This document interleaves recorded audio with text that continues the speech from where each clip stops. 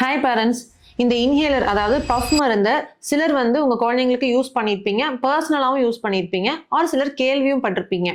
நிறைய டைம் என்னோட ப்ராக்டிஸில் வந்து குழந்தைங்களுக்கு வீசிங் இருக்கும்போது நான் இன்ஹேலர்ஸ் ப்ரிஸ்கிரைப் பண்ணுறது உண்டு.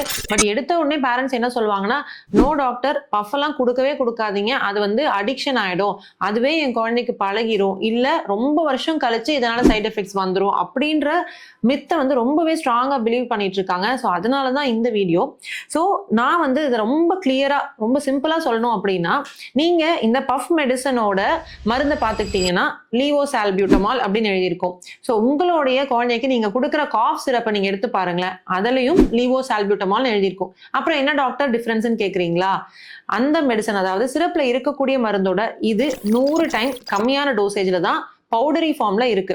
ஸோ நீங்க பஃப் கொடுக்கும்போது என்ன ஆகுது, குழந்தை டைரக்டாவே அதை இன்ஹேல் பண்ணி அவங்களுடைய சுவாச குழாய்க்கும் நுரையீரலுக்கும் போய் அவங்களுடைய வீசிங்கை உடனடியாக அதாவது 2 to 4 மினிட்ஸ்ல அது சரியா போயிடும். பட் அதுவே சிரப் குடிக்கிறாங்கன்னு வச்சுக்கோங்களேன், ஃபர்ஸ்ட் அது வயிற்றுக்கு போகணும், குடலுக்கு போகணும், அங்கிருந்து அப்சார்ப் ஆகி ரத்தத்துக்கு போய் அப்புறமா நுரையீரலுக்கு போய் தான் அதோட எஃபெக்ட் இருக்கும்.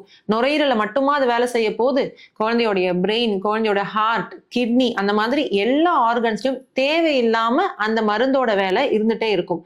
So at any point of time inhalers தான் வந்து சிறந்தது. இதை வந்து நான் சாதாரண சளி இருமலுக்கு சொல்லலைங்க, நாள்பட்ட அலர்ஜிஸ், வீசிங் இருக்கக்கூடிய அண்ட் ஆஸ்மாட்டிக்ஸ் இருக்கக்கூடிய குழந்தைகள் மற்றும் பெரியவர்களுக்காக நான் சொல்றேன். ஸோ ஐ ஹோப் இப்போ உங்களுக்கு கிளியரா இருக்கும் அப்படின்னு நம்புறேன்.